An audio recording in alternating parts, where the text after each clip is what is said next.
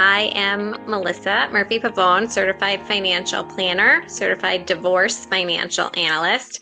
I like to think of the CDFA as the financial clarity partner. We can analyze divorce settlement options, help you understand the tax implications, project the long-term financial outcomes. And I think that's really important, being that there's so much unknown when you're going through this process, right? We don't know what it's going to look like. We don't know how we're going to afford it.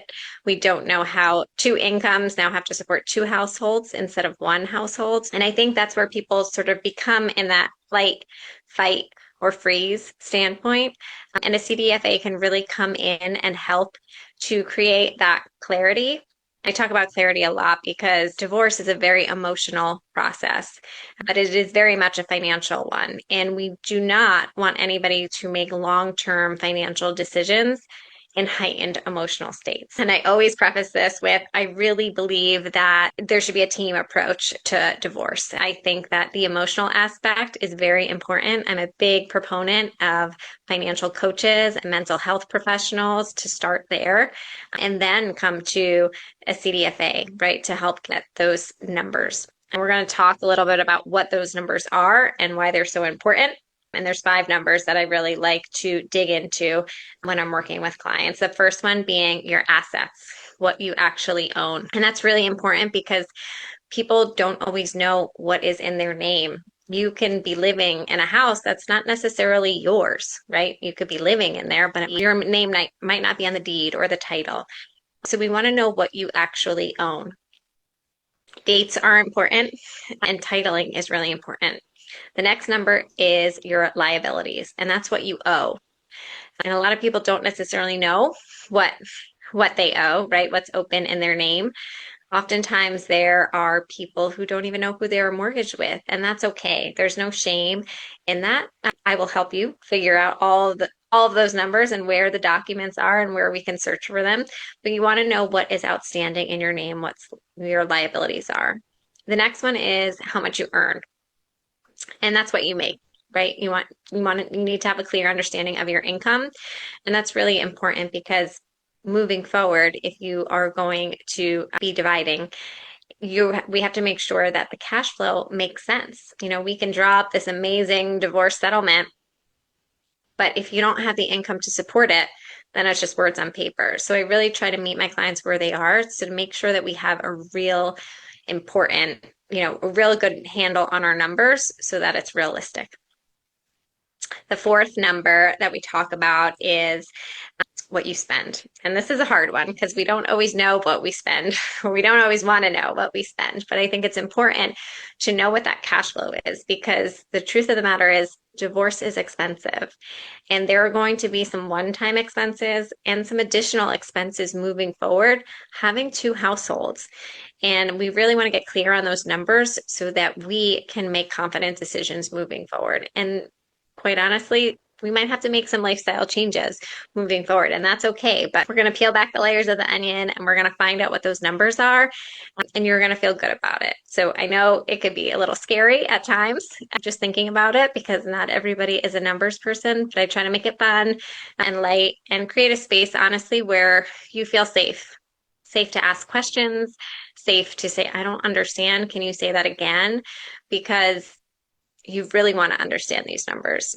The next number that's really important too is your credit score. You might not know what that is, but you want to know what your borrowing power is. And that's important, right? If we're talking about a refinance, or if we have to relocate, or if we have to buy a new car, there's all these things that are what ifs. So once we get a good handle on those numbers, together we can build a marital balance sheet, right? To see where are we right now and what might this look like moving forward, right? So we want to have those guardrails in place to sort of say, hey, this is the best case scenario, this is the worst case scenario, knowing that we're going to fall somewhere in between, and really thinking about what your priorities are and what the other side's priorities are, right? And that's important. People often say, why do you want to know what my ex's priorities are? Why are you asking so many questions? But it's important, right, as part of the strategy to know who values what and how we can come up with a settlement that doesn't necessarily have to be 50-50, right? But that has to be equitable and fair, but getting to the important points, right? So sometimes there's things that are more important to other people, and that might decipher whether, on what everyone's age is, how long they are from retirement, if there's any health considerations to consider, if their earning potential varies. Oftentimes people ask me sort of, when do I hire a CDFA? And I tell people that I want to be their eyes and ears for them, for their financial side of the divorce. And the truth of the matter is, a couple things happen when you're going through divorce because your nervous system is so unregulated. Oftentimes our body reacts and we are in fight, flight, or freeze mode. And when we're in fight mode, we are illogical, right? We are fighting for things that don't make sense. We are spending money and time and energy on things that are not going to move the needle. And so as a CDFA, I can say to my clients, and I'll be really honest and say, hey, you know what? We're going to spend $5,000 in legal fees going back and forth, fighting about a $3,000 couch. Like, this doesn't make sense. And sometimes you need to hear that, right? And sometimes you need somebody to be that voice of reason for you. When we're in flight mode, it's sort of like we are at the end and we want to just give up because we're tired. And divorce is exhausting.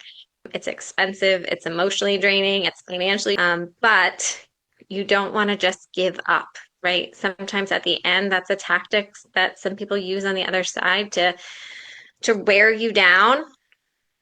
And I'm here to tell you that, as a CDFA, we will tell you and we will be honest with our clients to say, okay, it's fold it, like, let's be done. I can't take this anymore. Or no, we're almost there. Hold on, right? Because what we don't want to do is for divorce fatigue to kick in and you give up things that you're entitled to just because you don't want to fight anymore. And the third one is freeze, right? Sometimes we can't even make that initial step to make that phone call, to have the courage to have that conversation because we feel frozen and there's so many unknowns. So having a CDFA in your corner is very helpful to make sure that we can be your eyes and your ears. Because when you're going through divorce, oftentimes you're very much trying to just get through the day, right? You're not thinking long term, you're in survival mode. And CDFAs have the ability to zoom out and really look at how the decisions you're making today will impact your future 5 years, 10 years, 20 years down the line. And you're not thinking about that. You can't. You're sort of like divorce brain and tunnel vision. So by having a CDFA, it's very helpful to be able for someone to look at it through a different perspective that has your best interest at heart and really looking out for the long-term financial impact of the decisions that you're making. And CDFAs are happy to work alongside attorneys, mediators, therapists, divorce coaches, accountants. We really appreciate that team approach, and we all stay in our own lane. And then you have multiple professionals who are supporting you through this process.